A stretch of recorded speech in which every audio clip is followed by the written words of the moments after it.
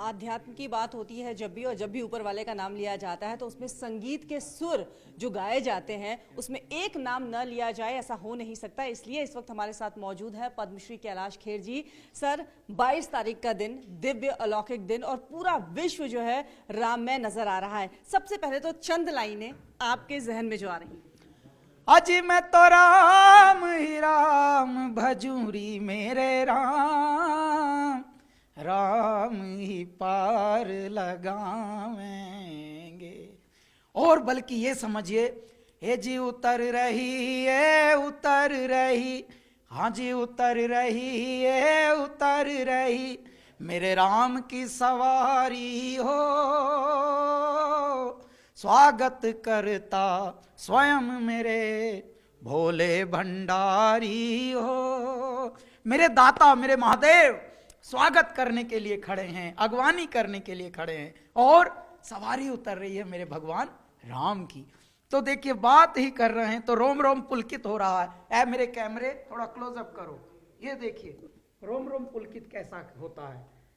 बात भर करने से यदि ये होने लगे तो समझ लीजिए राम भगवान आपको लाड़ कर रहे हैं, छू रहे हैं।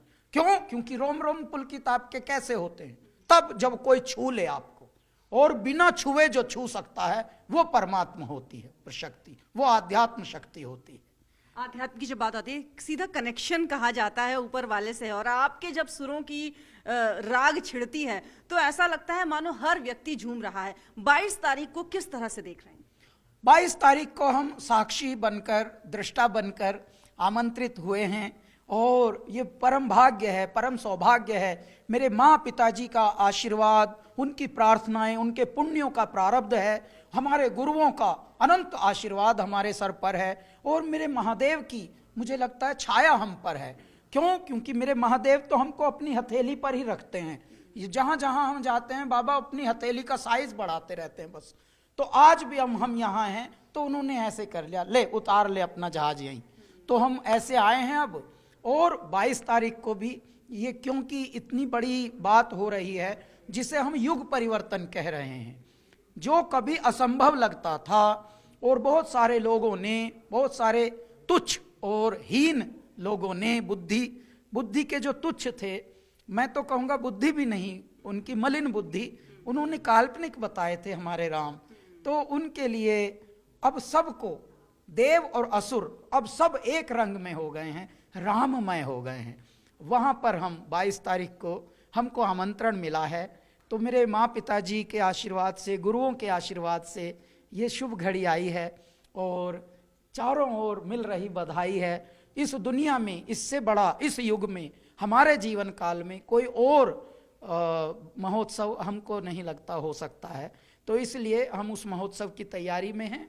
और आज देहरादून में राम राग, मैं आपको बताता हूं, राग में सब गाते हैं परंतु आपका कैलाश खेर और कैलासा राम के अनुराग में गाने, आपको दिव्य इस अनुभूति को दिलाने और आपको साथ में नचाने गवाने आए हैं। आज बन्नू स्कूल, ये है रेस कोर्स रोड पर, इसके ग्राउंड में आप जल्दी से आइए।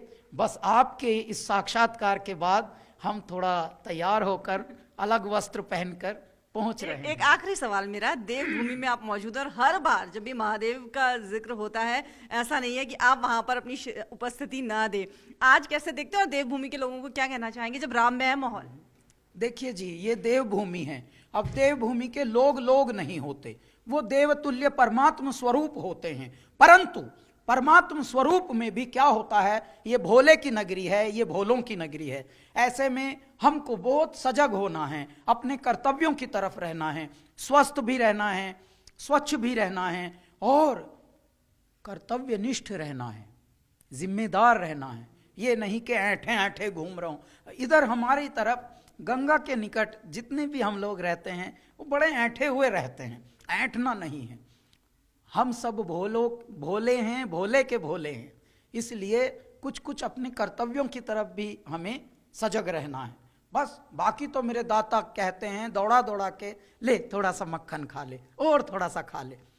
अच्छे कर्म करने वाले बालक को अच्छी मन से जीने वाले बालक को, आनंद से जीने वाले बालक को, अच्छे संस्कारों में जीने वाले बालक को माता पिता दौड़ा दौड़ा के खिलाते हैं कि नहीं? ले लास्ट बस एक और खा ले बस, हैं? देखो भगवान राम भी खाते हैं ना, भगवान राम को भी भोग लगा था ना, ऐसे लाड़ दिखा दिखा के।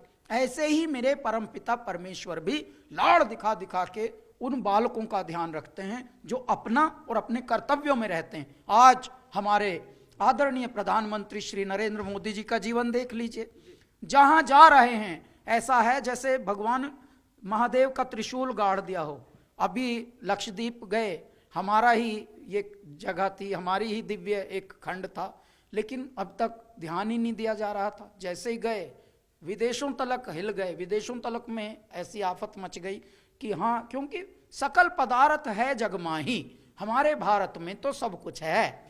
तो ऐ मेरे भारतीयों, ऐ मेरे उत्तराखंड के देवतुल्य प्राणियों, ऐ मेरे प्रियजनों, परिवारजनों, आ जाओ देहरादून में। अब हम आ गए हैं, थोड़ी देर में अखाड़ा होगा और शिव की अलख जगेगी सारी रात। बहुत बहुत शुक्रिया सर हमसे बातचीत करने के लिए। कैलाश खेर जी को आप सुन रहे थे, जिन्होंने बताया कि अयोध्या राम मंदिर के प्राण प्रतिष्ठा कार्यक्रम को लेकर वो क्या सोचते हैं। कैमरा पर्सन राकेश रावत के साथ न्यूज़ 18 के लिए देहरादून से भारती सकलानी उनियाल।